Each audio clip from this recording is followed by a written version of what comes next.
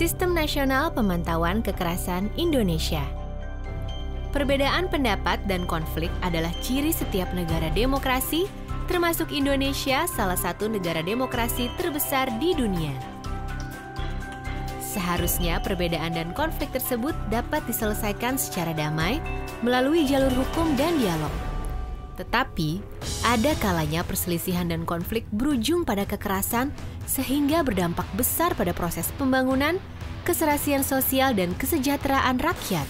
Oleh karena itu, pencegahan dan penanganan kekerasan sosial menjadi prioritas pemerintah Indonesia agar pembangunan dapat berjalan lancar.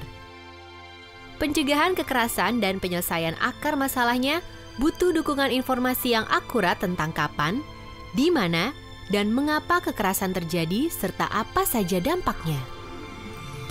Agar permasalahan di lapangan dapat dideteksi lebih dini dan direspon dengan tepat, diperlukan suatu sistem informasi yang memenuhi persyaratan sebagai berikut.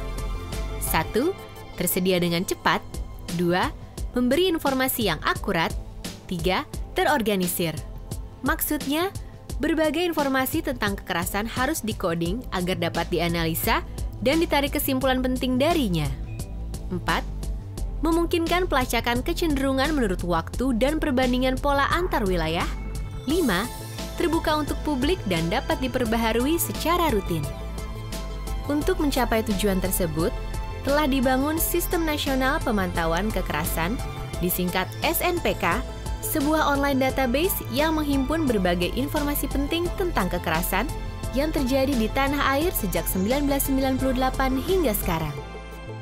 Sumber database berasal dari berita-berita di surat kabar nasional maupun daerah yang makin berkembang di Indonesia.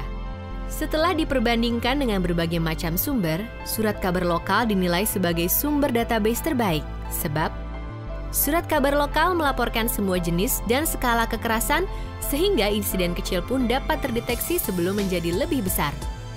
Surat kabar lokal menyediakan informasi kualitatif dan kuantitatif tentang suatu kejadian kekerasan sehingga beberapa rincian tentang kekerasan dapat terekam dengan jelas. Surat kabar lokal melaporkan kejadian kekerasan secara terus-menerus. Dengan begitu, data bisa diperbaharui secara rutin. Informasi dari surat kabar bersifat terbuka dan dapat disebarluaskan kepada publik. Meski merupakan sumber terbaik, surat kabar tetap memiliki kelemahan. Kekurangan-kekurangan tersebut misalnya, ada kemungkinan bias dalam pemberitaan oleh satu surat kabar. Juga ada kemungkinan bahwa cakupan wilayah dan liputan fakta oleh suatu surat kabar kurang kuat.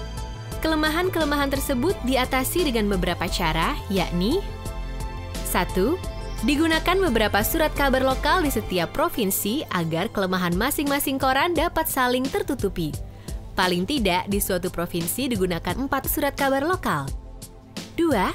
Surat kabar yang dipilih di setiap daerah telah melalui proses penilaian secara kualitatif atas kebijakan redaksi dalam hal verifikasi fakta-fakta.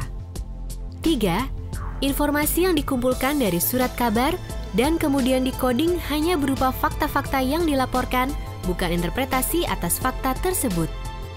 Untuk kejadian kekerasan yang cukup besar, dilakukan verifikasi tambahan melalui beberapa cara, termasuk melakukan pemeriksaan silang dengan sumber non-media, misalnya publikasi NGO, akademisi, dan lain-lain, dan spot check di lapangan bila diperlukan.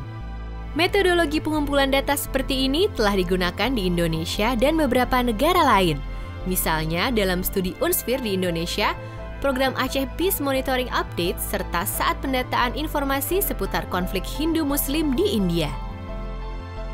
Dalam proses pengumpulan sumber dan coding data, pertama-tama puluhan surat kabar dikumpulkan dari masing-masing provinsi dan dikirim ke Jakarta di mana arsip dari koran tersebut diubah ke dalam bentuk digital. Proses coding ini dilakukan tim yang telah dilatih metodologi SNPK serta menggunakan panduan dan instrumen yang tetap dan terstandarisasi. Dari arsip digital, tim memilih berita-berita yang melaporkan peristiwa kekerasan. Berita-berita terpilih dari masing-masing surat kabar digabung agar terbentuk sebuah klaster insiden kekerasan sebagai sebuah unit dasar dalam database. Lalu, setiap insiden kekerasan dikelompokkan ke dalam 4 kategori, yaitu konflik, kriminalitas, kekerasan dalam rumah tangga atau KDRT, serta kekerasan dalam penegakan hukum. Untuk setiap insiden kekerasan, beberapa informasi penting dicatat melalui proses coding. Proses coding adalah penerjemahan informasi dari bentuk teks ke dalam angka untuk mempermudah analisa. Informasi yang dikoding adalah 1. Tanggal dan lokasi insiden kekerasan. 2. Afiliasi dan jumlah aktor yang terlibat. 3.